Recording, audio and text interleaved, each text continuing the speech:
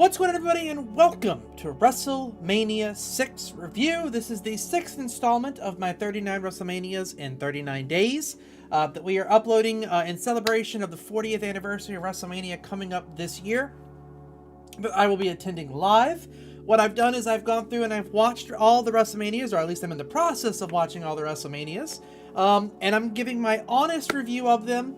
I try to put my mindset into the time period that these matches take place in, while also keeping personal biases relevant, because that's just how wrestling fans are. I'm also joined by my friend Rob, who has been watching these WrestleManias as well with me.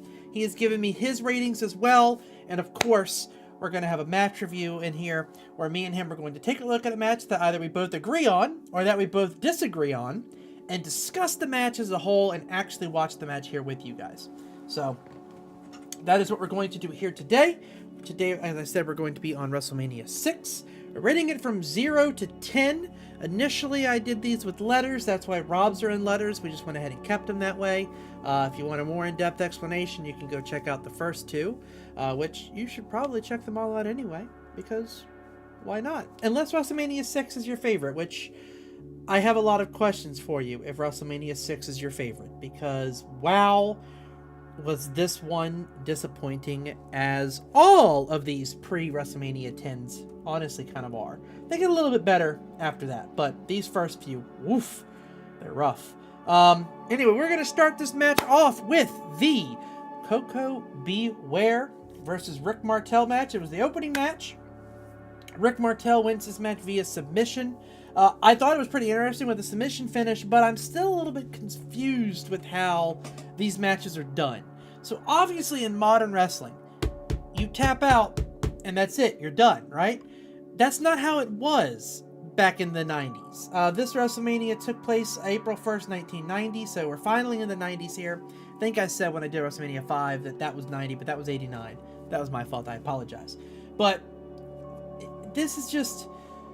I don't know exactly when the rule changed, when tapping out wasn't tapping out and you actually had to quit or you had to submit or pass out or whatnot, but it confuses the hell out of me when I'm watching these matches, because Koko B. Ware tapped out multiple times.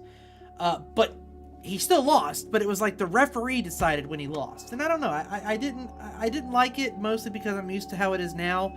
Kind of took me out of it a little bit there. But overall, outside of that, it was a pretty decent back and forth. I thought the match was really quick-paced for the first, I'd say, 3/4 of it. The ending was very slow and methodical as it got to the submission part. And it got a little bit too slow to where this match started middling off. And again, like I said, the submission thing was confusing for me. So I gave it a solid 5. Rob gave it a 6. As we have seen multiple times here, that's going to average out to a 5.5. We round up right now. We're going to put it at 6. I'm recording these in bulk. That's why you probably noticed I'm wearing the same shirt. And I know I asked this question in the last one, but if you guys would like me to do like 0.5s once we get to the much smaller cards, I'd be interested in it, but I don't know if that's going to get too cluttered or too like kind of messy. So as of right now, if it averages out to a 0.5, we're just going to round up and move it up there. So Koko B. Ware, Rick Martel, you guys are going to get moved up to a 6. 5.5. Average out to a 6. Next up, we have Demolition X and Smash versus the Colossal Connection, which is Haku, as we saw him in the previous WrestleMania, and Andre the Giant for the tag team titles that Demolition has held for what I can only assume is now 3 years in a row.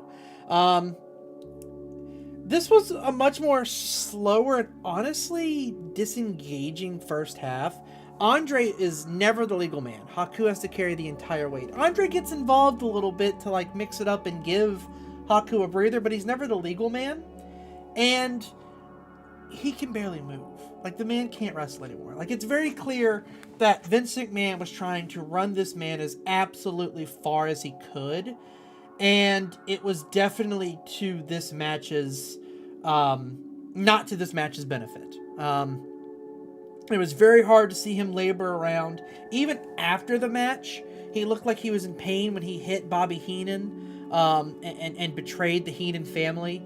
It was rough. This match was hard to watch. It was Hard to see Andre in the state that he was in and still be forced to go out there and perform.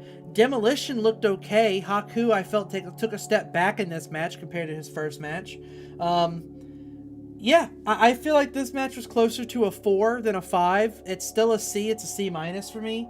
Rob did give this a C+, so it's going to end up averaging out to that 5 that I thought it could be.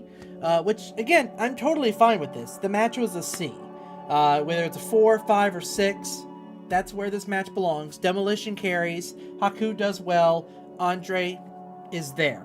Really, honestly, that's the best I could say. The final scene with him like tied up in the ropes as they beat Haku, that was a really interesting scene. It was a good ending.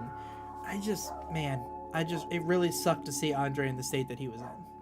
Next up, we have Earthquake versus Hercules. I'll be honest, I had never heard of Earthquake before I started doing this WrestleMania review.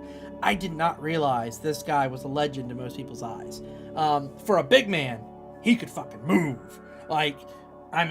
He was extremely agile. Apparently, he was a really great dude outside of the ring, at least from what I could see.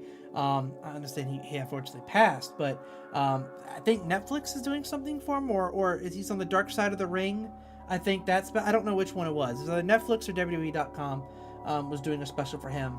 I believe it might be WWE because I believe it was Dark Side of the Ring. I'll take a look at that and confirm. But yeah, I'm excited to watch that because I really enjoyed watching him through these WrestleManias that I've watched because he is extremely agile for a big man.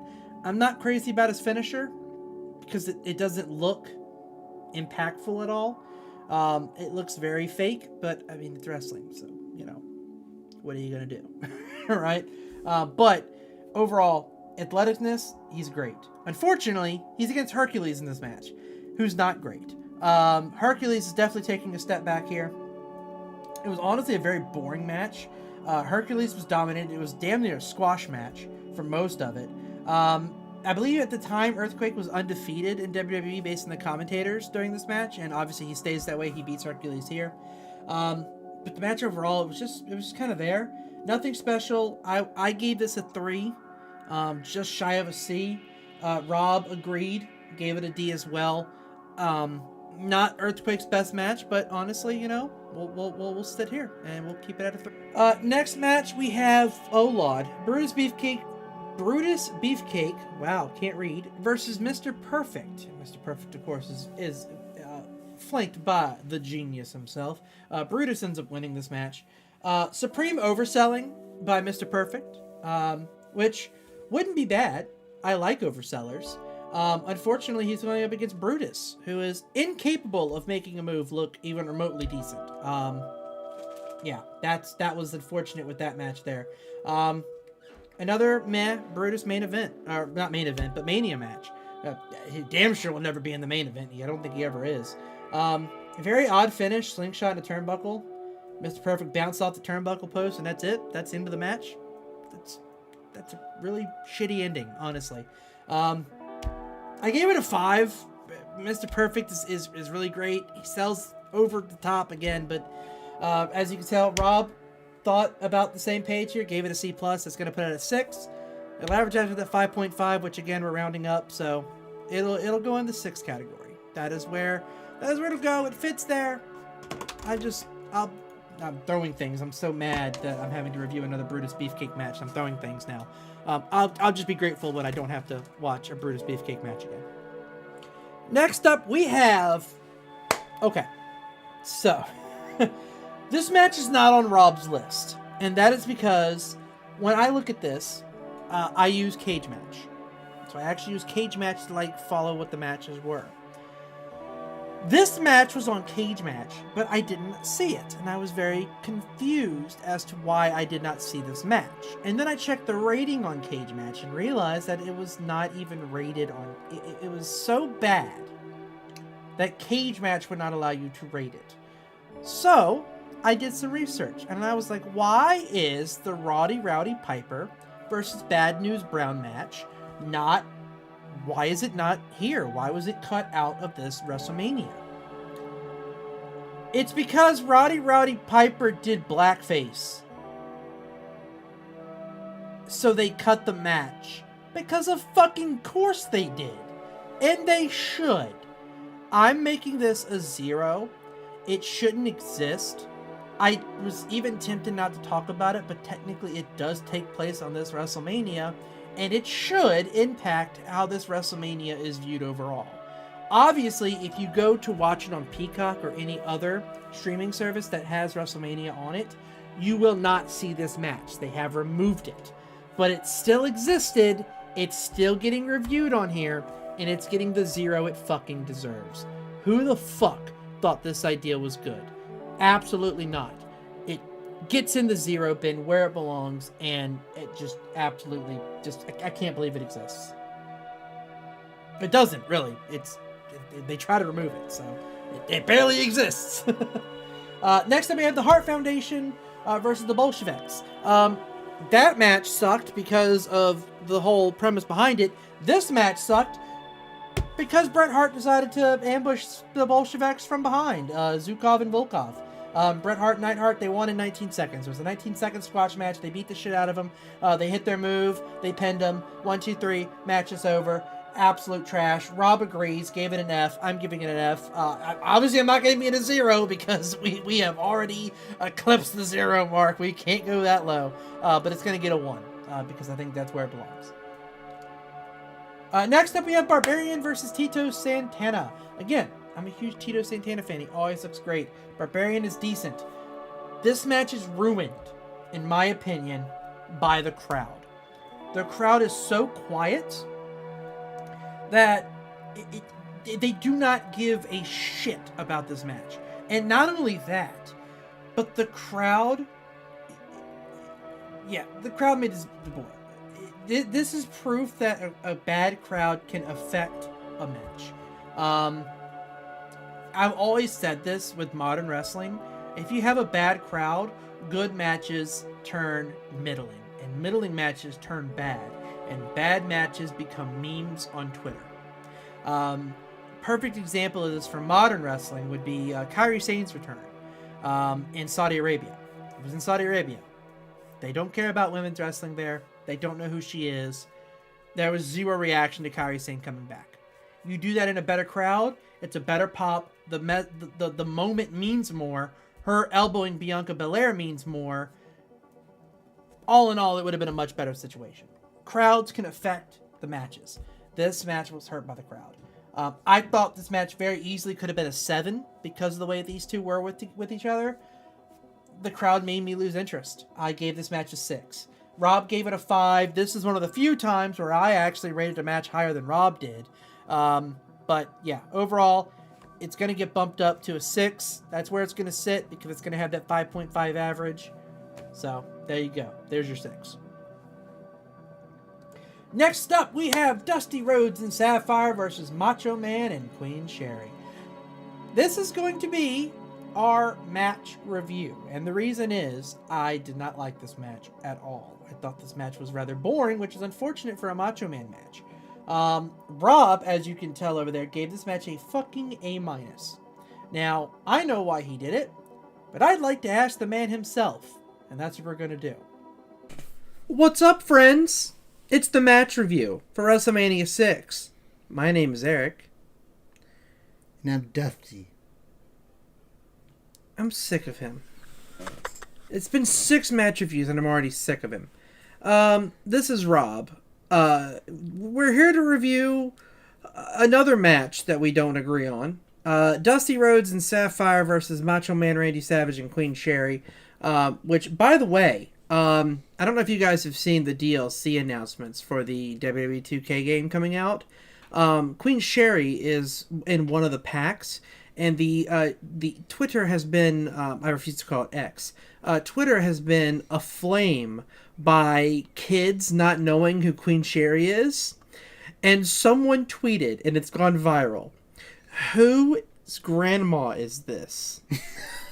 And I thought the internet was going to barbecue this child. Anyway, that was a little excerpt here since Queen Sherry is going to be included in this review, and I don't know if we talk about her again outside of this one. So, first of all, great to see Dusty Rhodes match in the WWE. Unfortunately, it comes alongside Sapphire, who I don't think was very much, to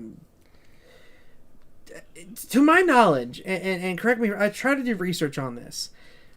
Was Sapphire a fan that was brought into this match, or is it like a Santino Morello thing where they pretended that she was a fan to get her in? Because she didn't really seem to. I think she was a fan and was given the spot cues of like, okay, this is going to happen here, this is going to happen here, this is going to happen here, you need to be ready. And I think it really stands out when she does the distraction on the outside of the ring. She gets down on all fours to trip Queen Sherry and go for the pin. That ends the match. But yeah, I think she was a fan. Ultimately, I don't really know how this match really came to be. I just don't. I just thought it was entertaining. Well, I felt terrible because this is a Macho Man match, and I give it a D. And it just so happens to come on the same card where I happen to give, and again, you guys will hear about this in a little bit. We'll come back to it. It just so happens to come into on the same card that I give the Ultimate Warrior match a B. So I flip these two. I create an absolute travesty upon my own religion, giving Macho Man a bad review and Ultimate Warrior a good review, but you'll hear more from me on that later. I did not like this match at all. I do not think Dusty Rhodes and Macho Man's styles meshed. Sapphire, I felt like was more of a deterrent than she was an addition to this match. Queen Sherry, beautiful, wonderful. She can't carry someone that doesn't have a natural acumen for the business. And again, you can teach it. You can do celebrities and you can do fans and stuff like that and get them involved. We've seen it countless times. But this just seemed to fall flat on most regards to me. And it felt like this match just existed, and it just, I can't really name one memorable spot because I felt like a lot of it just didn't happen. It felt like there were some botches involved. It felt like there were supposed to be some spots that didn't happen because the timing was off. So they kind of had to ad-lib things, and it looked clunky to me. I understand you gave it a good review based on the entertainment value of the inside of the match. So explain that to me really quickly. So,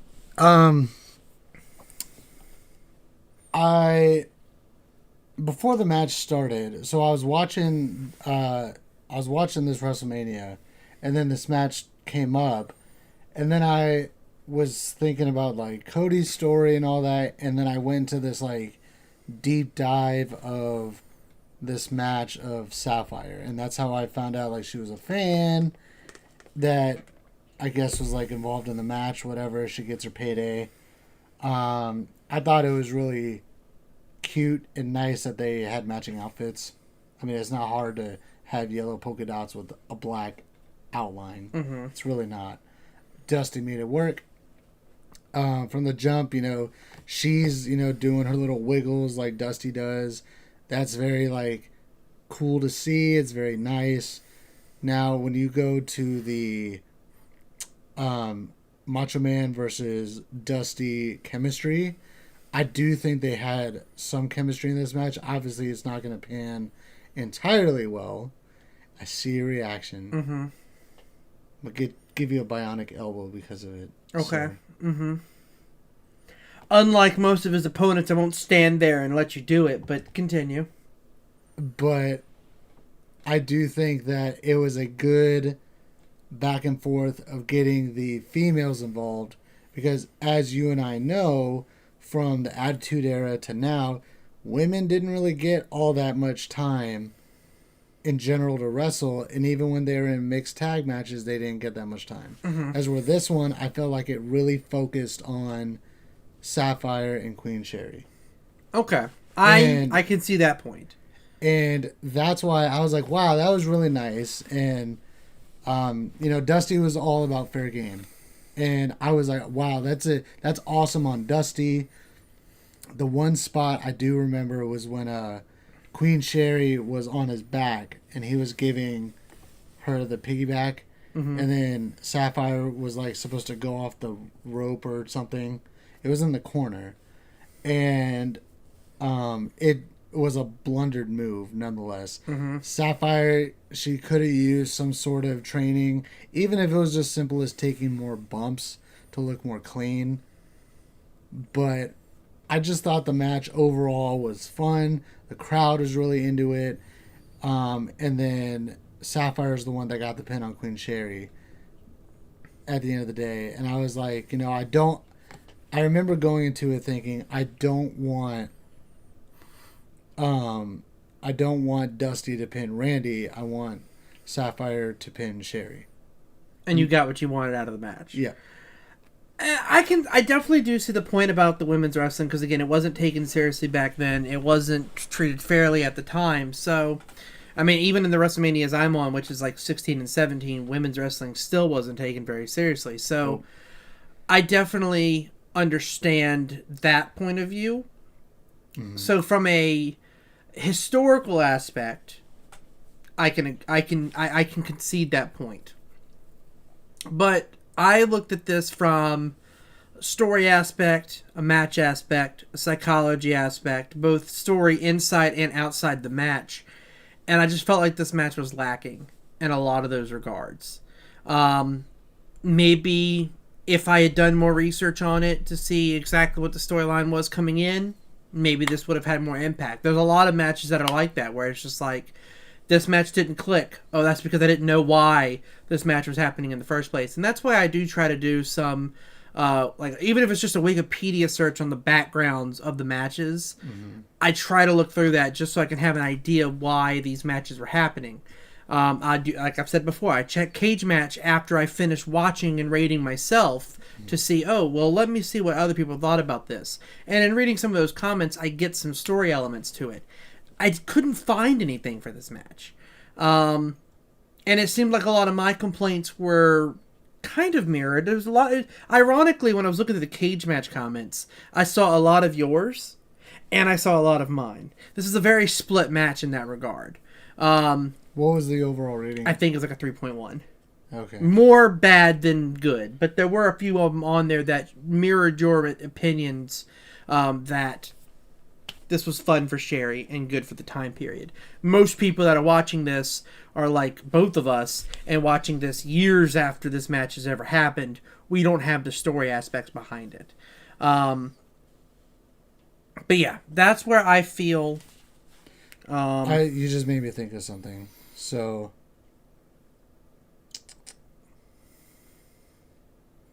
okay, so like take the WrestleMania 14. Mm-hmm. Take the mixed tag match of Mark Miro and Sable versus Goldust and Luna. Mm-hmm. Like, the Sable versus Luna aspects of that match drove me crazy.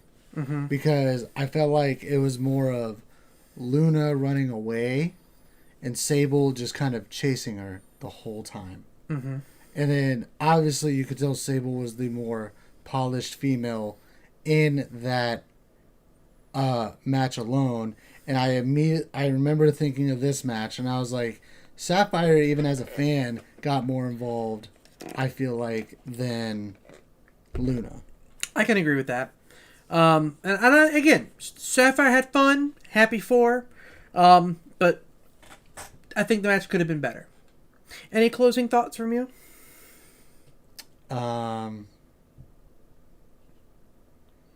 Yeah, I think you need to be a little more light on this match. You need to dine with queens and eat pork and beans.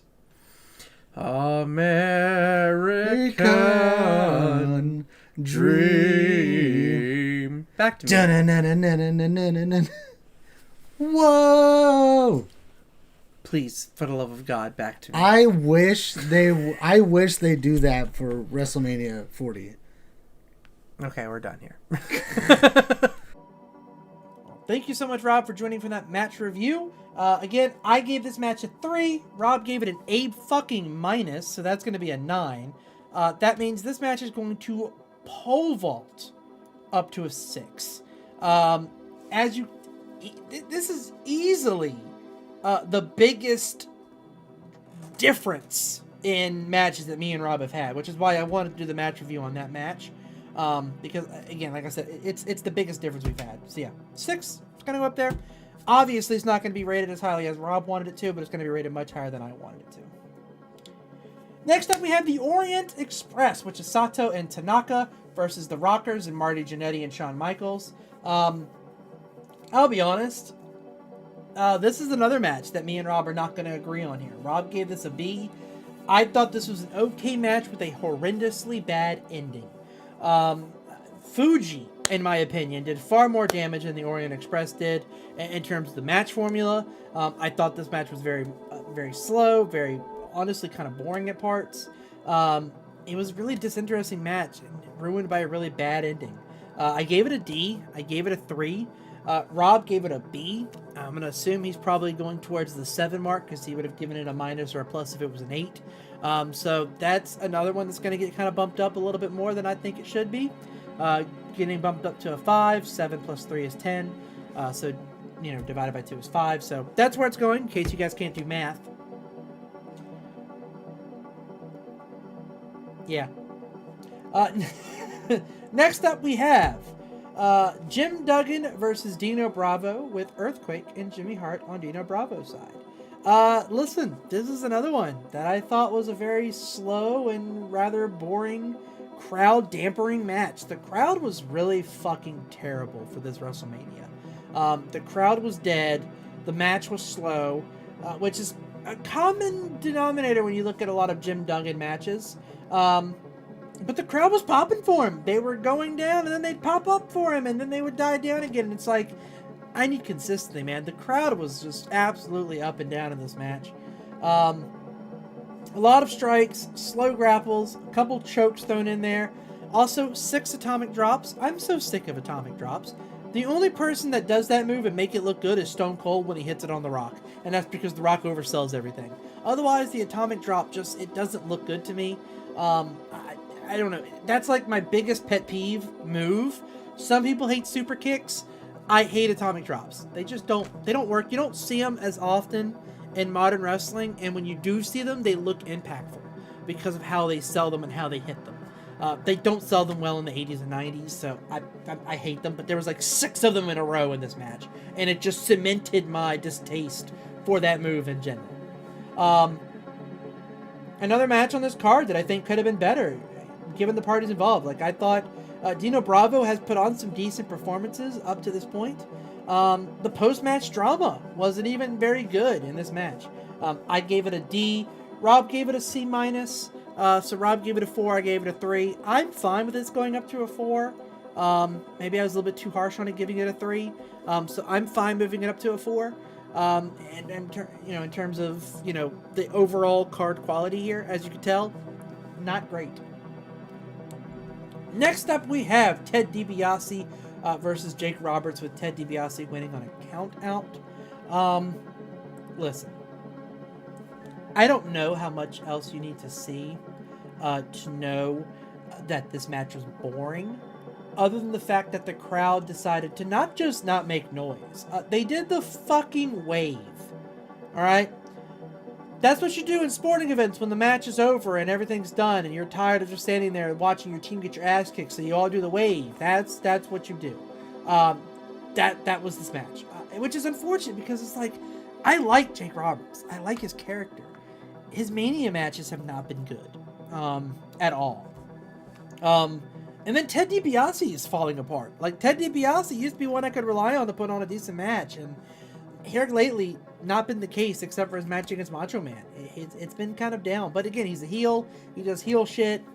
Maybe I'm just not a fan of his heel tactics, I guess. But the second half of this match was definitely better, and it almost pushed this match to a C. But then the fucking ending. It's another count-out ending, and it's just... Why? This is WrestleMania. Why are there so many disqualifications? Why is there so many countouts? It boils my blood that WrestleMania matches were not treated as like the pinnacle of matches in general, like they should be. It almost got there. So I'm giving this match a 3. Rob's ratings, I have to update those. Give me 1 second, because this is actually a 2-noter. There we go. Rob gave this match a C, which I assume is going to be a 5, because like I said, he does pluses and minuses, so it's going to average out to a 4. It's going to be another one that's going to get bumped up, and I don't know if it should be bumped up, but again, a 4 is not good. It's a C minus. Could be better. Definitely could be better. Disappointing, again, given the participants of the match. Next up, we have Big Boss Man versus Akeem. They were partners in the previous Mania. They are now fighting each other in this Mania. And I'm not going to lie, this match was a lot better than I thought it was going to be. But that's still not a very high bar to go up. Big Boss Man is still a lot larger than he is later on. So he's still moving quickly. But Akeem is still Akeem. I will say this. Much better match set from Akeem this time. Much better psychology. He looked better in this match versus the previous one from last Mania. But I think that's also partly because Boss Man is having to carry him so far in this match. Big Man versus Big Man. A lot more fast paced than I was expecting, which is pretty good, because if this was a slow match, this might have been a 1. But overall, this felt like a short filler match. It wasn't super long. It wasn't drawn out. Nothing bad, but I don't know if it really had enough time to be good. It could have been. Again, this was much more fast-paced than I was expecting. Maybe that's why it was short. They had only like a few minutes, so let's get in something quick and then get the hell out. I gave this a 4. Rob gave this a 3. That's obviously going to end up going up to a 4 because of the 0.5 rule, so a 4 is where it's going to sit. That's that match. And again, a common trend. There's nothing really great about this WrestleMania so far. And next up we have Rick Rude versus Jimmy Snuka, a match that Rick Rude wins. Wow, can't read there. Snuka looked fucking massive. I don't know if there were steroids involved or whatnot. I'm not going to make any accusations on the guy. But holy shit, this man was a fucking unit. And then, of course, the model Rick Rude is always built like a fucking unit. Muscle men doing muscle men things here. Lots of backdrops. Snuka doing his flying moves that he can still do in his age. Rude selling his ass off. It actually has a finish, which is beautiful. Listen, a match ending in a finisher should not be a point increasing avenue. But the way not only this Mania, but every Mania before it has gone, a finishing ending move, it's a B.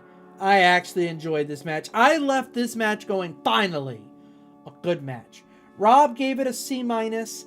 I think that might be a little bit harsh. I gave it a 7. He gave it a 4. That's going to average out to a 5.5. So it's going to get bumped up to a 6. So it's still going to be in a decent spot. But yeah, I thought this was, in my opinion, probably the overall match of the night. And I don't think that is going to be too much of a controversial opinion. Obviously, based on Rob's card here, the Orient Express and Dusty Rhodes was better. But again, as we've already discussed, I don't necessarily agree with where he put those personally. So for me, this was the match of the night. But it is not my highest rated match. My highest rated match is going to be the main event. Hulk Hogan versus Ultimate Warrior. And I know what you're thinking. I have shit on both of these men for 6 WrestleManias now. And I get it. But these are the 2 biggest personalities in the business. This is the 80s and early 90s dream match for wrestling fans. Is Hulk Hogan versus Ultimate Warrior. Regardless how we now feel about them as people, because they're both trash people, and regardless of how we feel about them as wrestlers now, if you take yourself back to the 1980s and the early 1990s, these 2 were all the rage. They were over with the crowd. Everyone wanted to be a Hulkamaniac. Everyone was pumping themselves up in school like the Ultimate Warrior and wearing his face paint, wearing his merch everywhere. These were the 2 hottest acts of the era. You can't give this match lower than an 8. I don't think you can. Is this a masterclass in technical wrestling? No. Do they hit all these amazing moves? No. Is this a match that you go to watch because you want to see the best match of the WrestleMania 1 through 10? No. We're going to get to that, I believe, in WrestleMania 7. But this is a match that you go to if you want to see what the dream match was. The crowd was insane, which is good because they've been fucking sleepwalking throughout this entire event so far. They've ruined matches that I thought could have been good, and all of a sudden they want to wake up for these two because, again, this was the match they all came to see, and you could tell. The big match feel was there. The crowd was there. Their energies were there. The atmosphere was there. The match, the emotions, the back and forth was all present, and it resulted in a match that I thought was passable. Again, the wrestling, not good. But everything around the match, the crowd, the emotions, the storytelling that they did in the match, outside the match, leading up to the match. They're both holding title belts, so it's basically they're going to be double champions, whoever wins this match. Everything builds up to a very suspenseful and good ending. The ending is actually good because you have two wrestlers that are pump themselves up type wrestlers. If you're going to end up getting beat, you might as well get beat by someone that does your thing. And that's what happens here. Ultimate Warrior wins. He knocks off Hulk Hogan, the biggest win of his career. He takes both belts. Hulk Hogan actually puts someone else over for once, which doesn't happen very often, if ever. This was a great match. I enjoyed it. I gave it a B. Rob gave it a C+, so he's kind of on the same mindset as I am in, but I gave it an 8. Rob gave it a 6. It's going to balance out to a 7. It's still a B. It's still the best rating on the card. It's not the match of the night. Again, I thought that Jimmy Snuka and Rick Rude was the match of the night. It is the highest rated match because of everything around that match going into it. And again, I didn't leave disappointed, which was honestly a huge fucking achievement for these two. As I've been shown in the last now 6 WrestleMania reviews, I very often leave both of those men's matches very disappointed. Overall, this has been WrestleMania 6. I have given it an overall rating. Let me grab my calculator. An overall rating of exactly a 4.5. So, again, not the worst rated one so far, but definitely not the best. And yeah, that's kind of where that's at. I feel like, this whole entire kind of WrestleMania kind of sleptwalked until the end, and those last 2 matches. Most of the 6s here were honestly matches that me and Rob disagreed on. But what are you going to do, right? Again, as I've said previously, it's why we have both of us review these, so it's not complete total bias on one end. But yeah, that's where we're at, guys. You all have a fantastic evening, and I'll be back tomorrow with WrestleMania 7. Have a good night.